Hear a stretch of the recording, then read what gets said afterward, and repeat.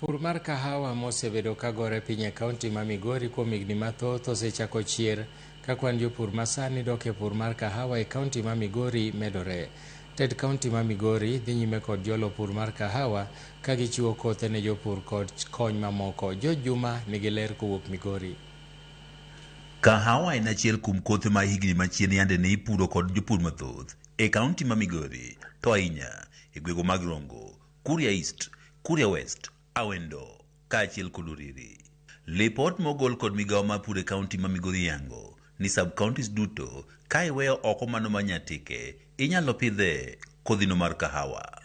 Kata kamano, kuom higni mogwarore, pur mar kahawa osebedo kadok piny e kaunti ma Migori, ka bende mana jopur sanja ema koro pod omako pur mar kahawa ma otegno. Joma chon mane pitho chon nopudho kahapgi. Gima nomiyo gipudho kata wan wapudho kahawa motelo.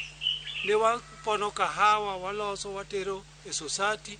Kisetero e society, to jo society wacho ni jogo biro kwalo kahawa e society. Pesa koro ok uyudi. Koro kaka county government ma Migori waseketo okenge moko mondo wakony pur mar kahawa ni. Watemo ng'iyo interventions mowinjo bed ni waketo mondo pur moko kembe mane nyiewo kahawa osetudi kod dok piny mar pur mar kahawa e kaunti ma Migori.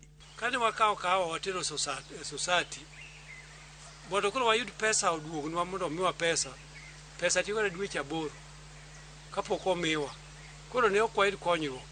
To sani structure ma sirikal manyien okelo sani mar giloso sekta mar kahawa mani malo ma igolo pesa, idhi tero kahapi tiyudo pesa gi sano. Gie sani gin gi uwezo mar loso rego kahawa maromo 1.9 million. Mano rekod mwayudo mogik, 1.9 million kilos. Director migawo mar pur e kaunti ma Migori Peter Gutu wacho ni kaka kaunti ma Migori gisekelo lokruok mathoth e yore ma itayogo pur mar kahawa kod kata chiro mar kahawa, kendo sani geno oseduogo. Nitiere jopur ma osechako dwaro mondo los seedlings, kendo wajiwogi nikech mano e yo makare ma pur ni dhi medore godo e Migori County.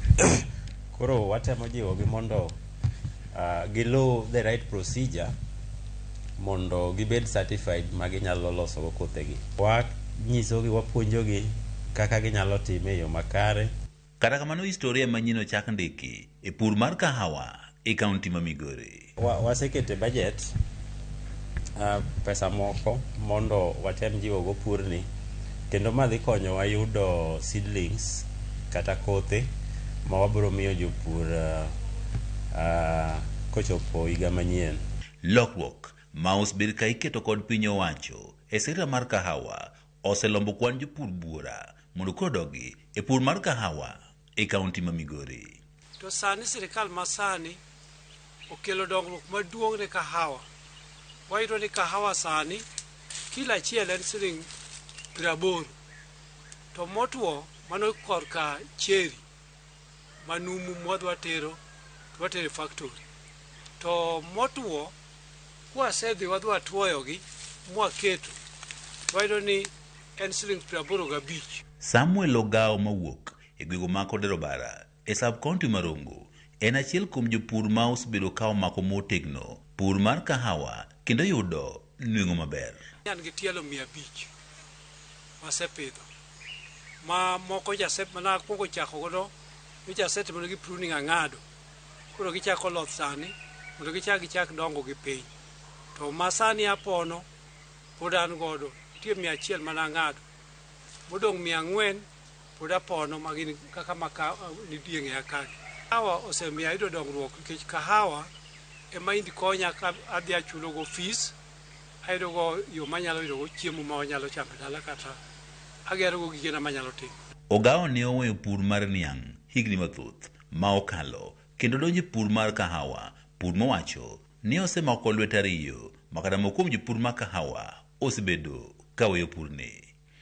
Kane wachako kahawa, wayudo ka kahawa nigi pesa moloyo niang' man wapidho. Nikech kahawa kisepidhe mikete wuoyo maber, kata compost heap idhi loso mido manyiwa mikete, tiro ni kahawa ochiek ma ok ochandi gi gik mang'eny. Kata kamano, jopur ma kahawa pod kale midhieche mathoth ma oting'o rach mag pinyni ma gitiyo godo e tero kahawa e chiro. Wahero ni sirikal nyalo konyowa godo. Namba achiel, yore mwating'o kahawa wadhi e society ok beyo. Masinde manyalo losonwa kahawa pod kwayudo malong'o gi kuonde society watere kahawa gi pok olos gi standard mamalo manyalo accommodate kahawa mwatero. Kidhi yo Mount Kenya, iyudo ka joka nigi sako ma gin godo, gin gi geche mabiro nyaka machiegni kuonde ma center magiketo ma kahawa kosepone, koro kar mondo ichandi kode koth goyi wang'ayo kitere society. Kaka wan kasani kwasepono koka koth goyi kidhi kode nyaka Misani. Kalure kod lokruok mar kor lwasi mosemiyo koth odok piny, jopur ma kahawa e kaunti ma Migori sani tiyo kod lony manyasani ma bende koro miyo gibedo kod nweng'o maber e kinde duto. Pidhe gi lum moro ni vetiver grass mipidho 2.5 meters interval kon gi kon. Kaeto tiend lumbuno wakete yiende ma iluongo ni logs madongo. Kaeto wachak waketo bedegi, kaeto wachak waketo itgi mondo ominwa kahawa mbolea to gi pi. Koro ka koth ochwe to gimako, to ndalo chieng' to kahawa mana nigi pi. Director migano mar pur e kaunti ma Migori Peter Ogutu wacho ni tend kaunti ma Migori nitiere kod lek madongo ne sekta no mar kahawa ma oting'o neno ne gibedo kod chiro malong'o, giyudo masinde manyasani mag rigo kahawa kod mamoko. Chien kacha ne production mar county ne gimoro 1.8 million kgs per year, lakini gie sani waneno ka pur mar kahawa osemedore kendo e higa kwatimo analysis 2 million. George Juma, Ramogi TV, Migori. Erokamano nyakwa Ramogi, en thuolo mar